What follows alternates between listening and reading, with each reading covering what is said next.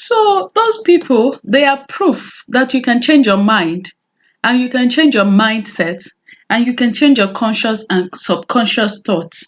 Because a person who is used to driving on a side of the road and has to relocate and learn how to drive on the other side of the road, and they do it successfully, it means that the brain can be retrained. You may not be able to change your cue, but you can change your routine, you can change your reward. Remember that circle that we drew, where the cue leads to the routine and then leads to the reward. You can change your routine, you can change your reward. When the cue comes, you can choose to do B instead of the A that you're used to doing. And as you do B again and again, your brain starts to form a new pattern of behavior which will override the existing ones. And you must enforce your new routines again and again. You must vehemently enforce your new habits because the old ones are there. They're silenced, but they are there. And if for one reason or the other you find yourself in a stressful position, you're stressed, or something happens, or you have to take a decision on the spot, if you let yourself be put on the spot, your brain is likely going to bypass your new patterns and go to what it has always defaulted to. Imagine that you have done something one way for 20 years. Now you want to change it and you have only done the new one for just 1 or 2 years. When push comes to shove, then your brain is likely to choose what it has always done for 20 years. So you must make sure that you don't let push come to shove. And when we get to module 2, we'll talk more about that. Because stress is relative. Two people can be under the same circumstances, going through the same things, and one of them is stressed, while the other one is not stressed. So you must never allow yourself to be stressed to the point that your brain will now decide what it has learned, what the new things that it has learned, and start defaulting to the old way of behavior. So you must be able to say to yourself, if A happens, then I will do B. If Z X happen, then I will do Z. And you must be able to list all the triggers, all the things that trigger you, all the cues that you have that push you into doing things that are not good for you, and then replace them with positives. So if negative A happens, then I will do positive A. And this must be done in advance. You can't do it while you are trying to take that decision right there on the spot. You must do it in advance. Okay? And patterns are harmful. But if your brain is already used to it, it will do it unless you change it. Remember that rat. We said that even when they started to poison the chocolate or to put shock waves on the path that it will take to get to the chocolate, the rat will endure all of those and still eat the chocolate. It's because a pattern had been formed. So you must change your patterns. Let's look at the pictures that we have here. Okay? You can't extinguish a bad habit, but you can change it. So in the first picture, we can see that when this person thinks of hunger, then the person automatically thinks of food, and that's the routine. Then the reward is the person starts to feel good and starts to crave more. Then look at the other picture too, right here. This person replaced the routine. The cue is still the same, hunger, but the person looked for slow carbs, good food instead of fast food, and still felt rewarded and satisfied with what.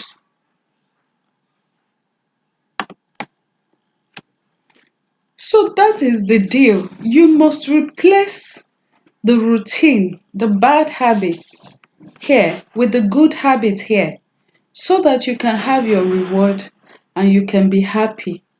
The cue did not change here, but the routine changed. Remember, we said cue can remain, or it can be changed.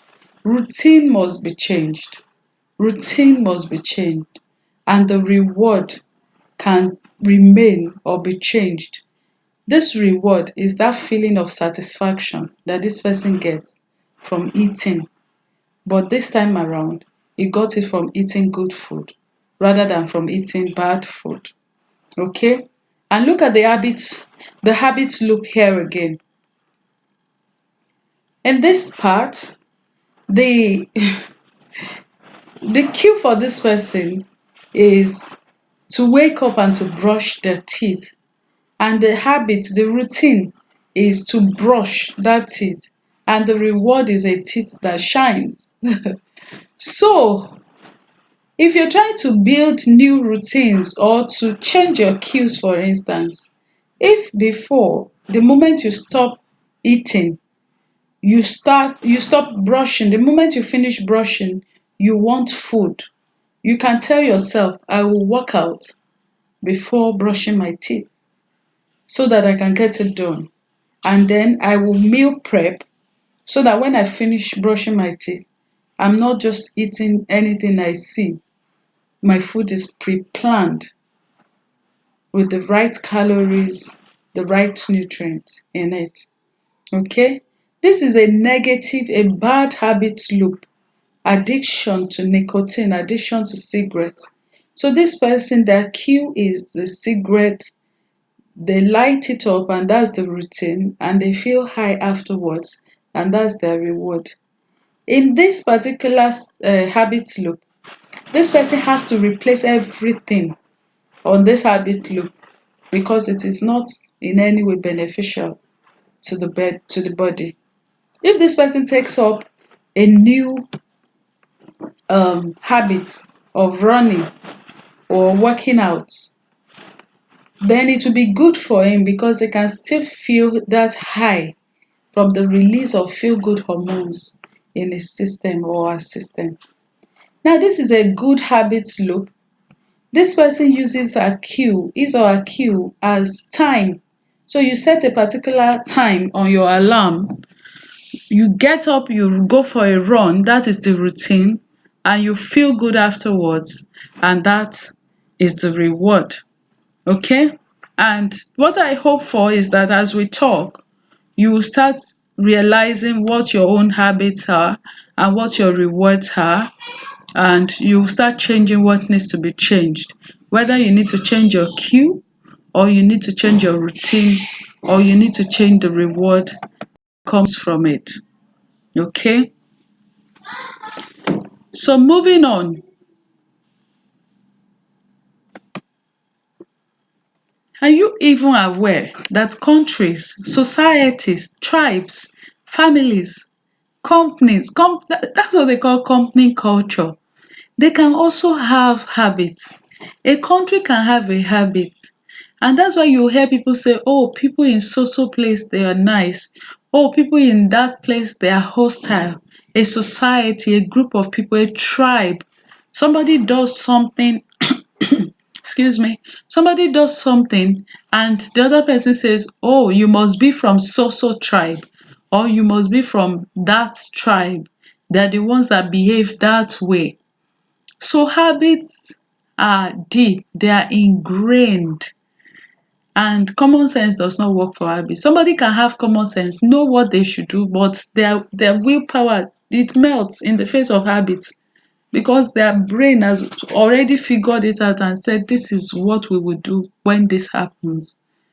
So it's not about common sense, it's about behavioral patterns that have been formed and they are ingrained, but they can be changed. The triggers will be there. Triggers, cues. Remember how we said cues can be changed, or some cues you may not be able to change them. So a cue like hunger, somebody is hungry, they have to eat. They have to eat. The only problem is that people have eaten so much that they don't even feel hungry anymore. People don't wait until they're hungry before they start to eat anymore. It's terrible. So, and I'm not saying you should wait until you're hungry to eat, But people just eat mindlessly these days. It is so not fair on our bodies. On our bodies. Okay, so triggers can be emotions, a feeling that comes upon you. You just start to feel somehow. It can be visual. You see something, it may even be on TV. You just see something and you start to, a slippery slope starts. It may be a time of day that you have already associated with something. It may be a day of the year, it may be a day of the month, a day of the week. Many people they have blues on Mondays because they don't enjoy their work. It may be a place. They just get to the office, they start feeling funny, they just start feeling depressed. It is because they have built a habit that makes them feel that way. They have told themselves something, or something has happened that has told them something, and they have now used that to build a mindset. It can be someone, you see that person like this, your whole day is a mess, you just start craving bad food and bad habits. Okay, it can be a people, it can be a set of people, and you should avoid people like that. You should avoid places like that. And if it's somewhere you can't avoid, let's say your place of work, then you need to change your thought patterns. If it's people you can't avoid your spouse, but you can talk to yourself to see them differently, because this is the same person you saw and you said, I will marry this person.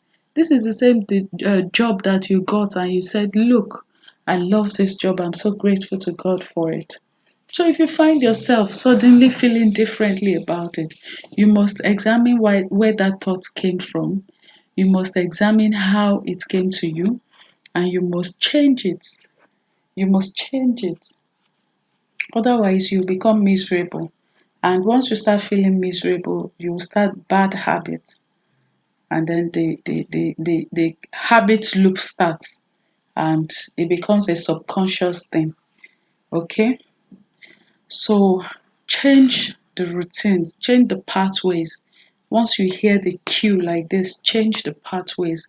Choose a different way of thinking, choose a different way of behavior. And every time you successfully follow through on a pathway, a new pathway that you have created, you should reward yourself.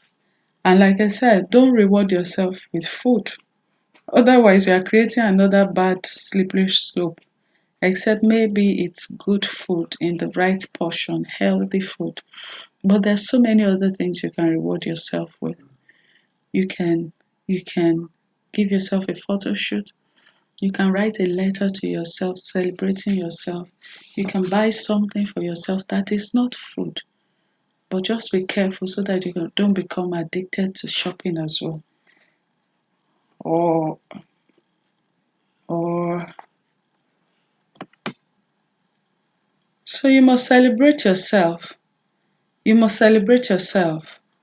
And one last thing before we move on from this slide, you must know that a good reward isn't necessarily bad, neither is a bad reward necessarily good.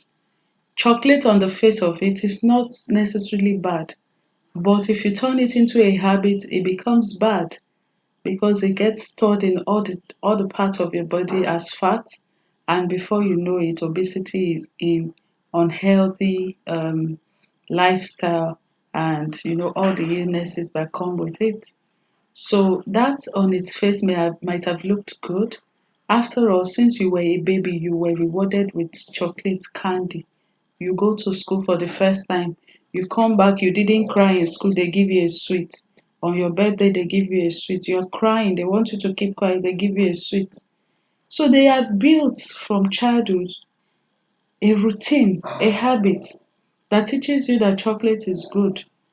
But in itself, it may be bad for you once you turn it into a habit, because now you have to do it again and again, and you have to do it more than before. Like if 5 chocolates would have, given you that satiety, that satisfied feeling before, now you will need 10. Before you know it, you need 15, you need 20. So you are consuming in large portions, and before you know it, it is unhealthy.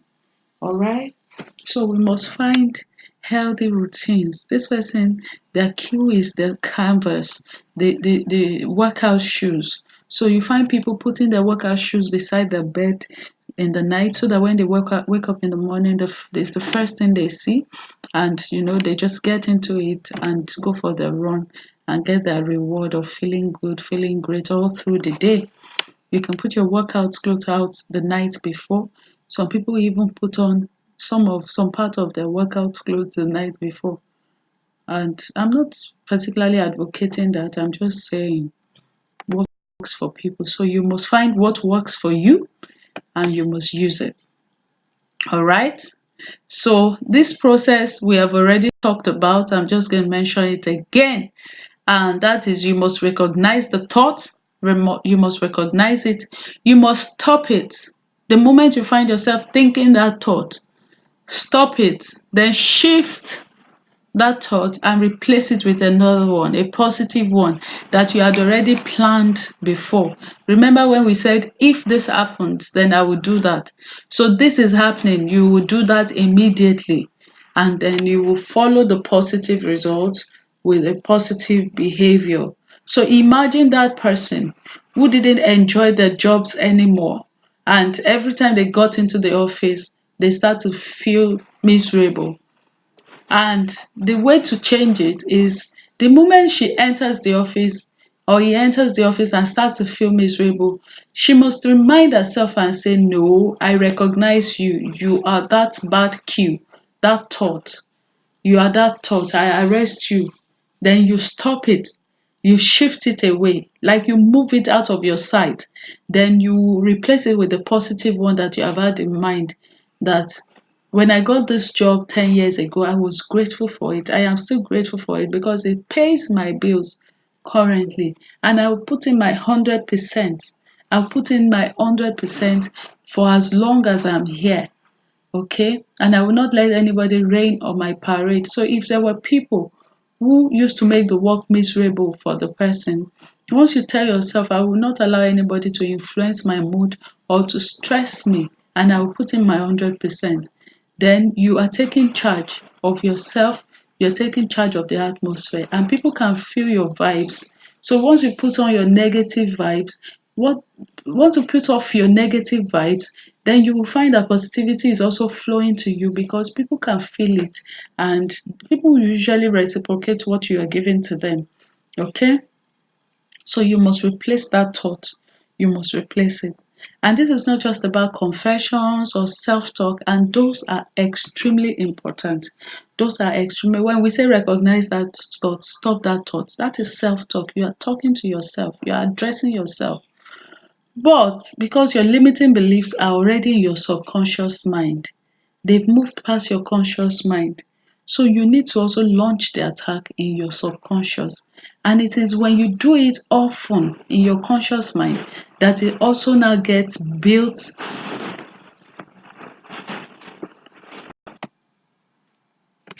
that it also gets built into your subconscious. So you must be true to yourself. Ask yourself the right questions, interrogate yourself. What are the things that trigger bad behavior on my part? What are the things that trigger my bad habits? Why do I do these things? And then once you've written them, we said replace them. But also, it is a possibility that when you write all of those things and why you do those things, you may start being hard on yourself. So that is what I've said here, that you should be kind to yourself and you should forgive yourself quickly, because you must be able to love yourself. You must be able to see that really you are only human, and just try to do the best you can. Be kind to yourself. Don't be too harsh on yourself. Also, once you have repented, you now turn back and say, I will not do this thing again. Before I didn't know, now I know better. I will not do these things again.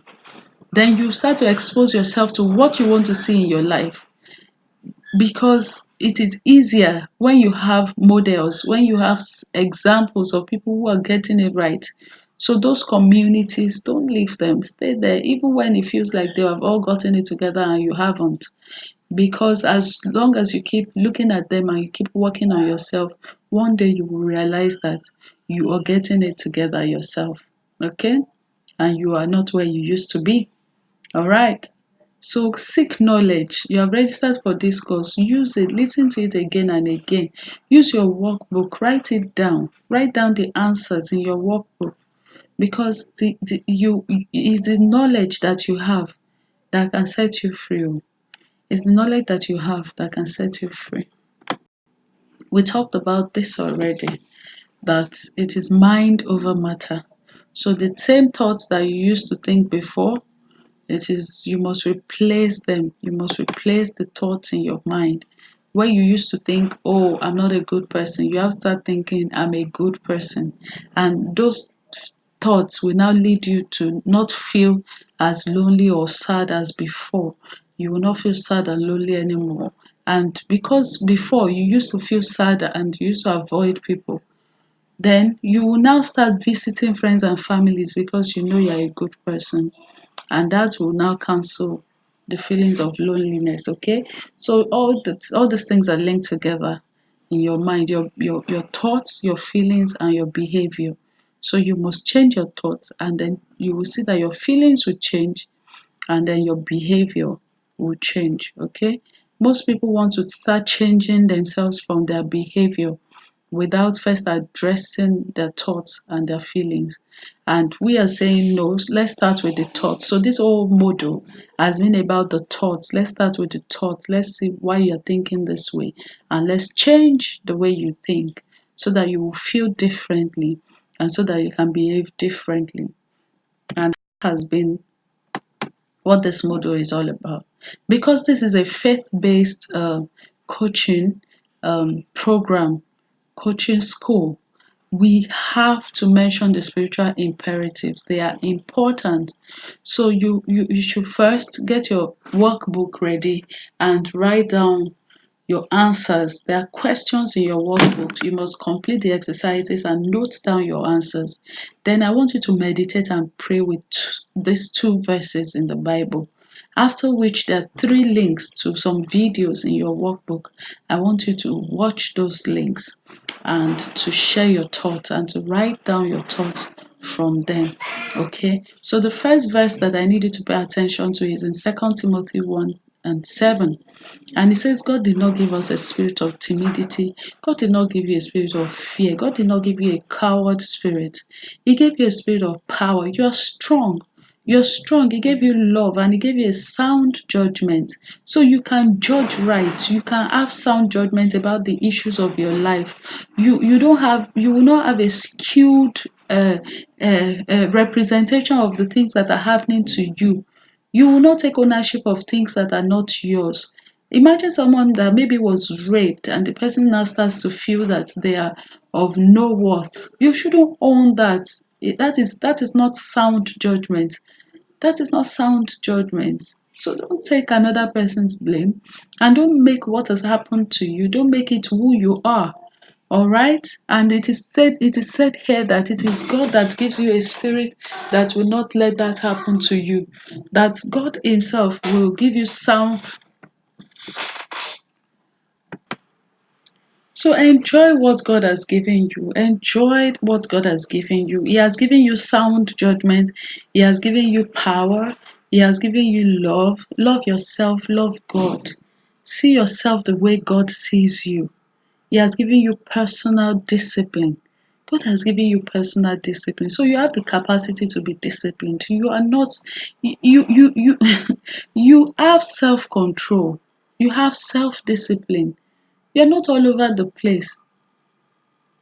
So and it says that these abilities will result in a calm, well-balanced mind and self-control. So pray for that. Meditate on what a well-balanced mind will look like to you. Thoughts that will bring you a balanced mind. Meditate on what self-control will mean. Write it down. What will self-control mean in my life? That I don't finish eating right now and see food and still not be able to resist it. That I don't binge on food, that I don't stuff my face, that I don't eat mindlessly, that I exercise, that I'm not lazy or laid back in my exercises, that I bring my 100% every time I have to work out. Self-control.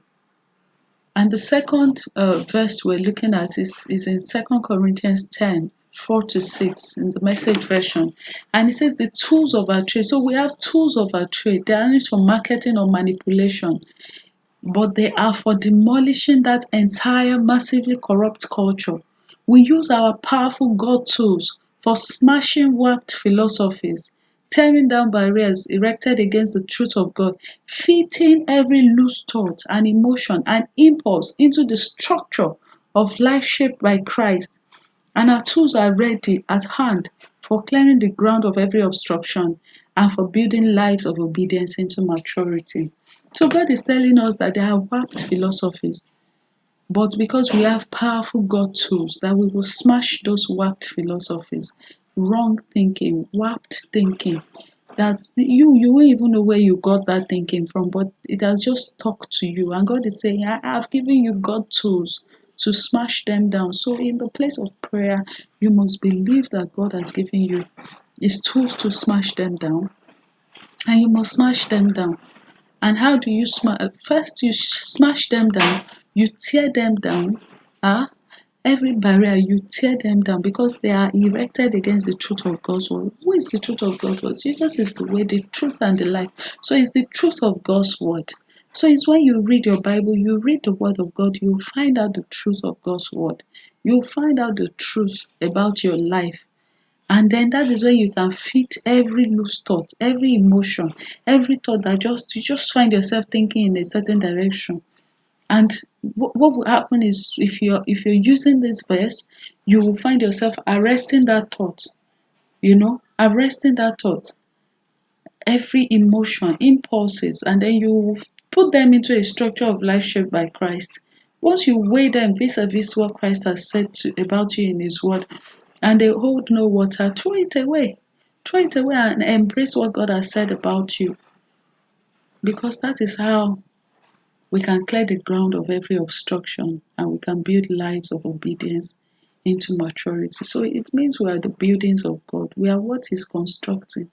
But we have a part to play. We're the ones that have to clear the grounds of every obstruction, you know, because obedience is what will lead us into maturity. So please go ahead in your workbook, watch the 3 video links that I've put. They are on spirit, soul, and body, how they interact, how they relate, and how you can take charge of your spirit, your soul, and body, and write down your learning points. And let's discuss this further in our mastermind group. Okay? And I must thank you for staying today and for attending today's class and just staying with me till the end of this class. And I just hope that you really implement these teachings, because they will make all the difference. And if you apply this thing, it's not just your fitness, it's not just your wellness that will be impacted, but your whole life will just change for good. And this is Coach B once again. I told you a little bit about myself. When we started, I'm a co-founder, I'm a founding partner of iFitness Gyms, and I'm also a business coach. I'm a lawyer by background, so I major in corporate.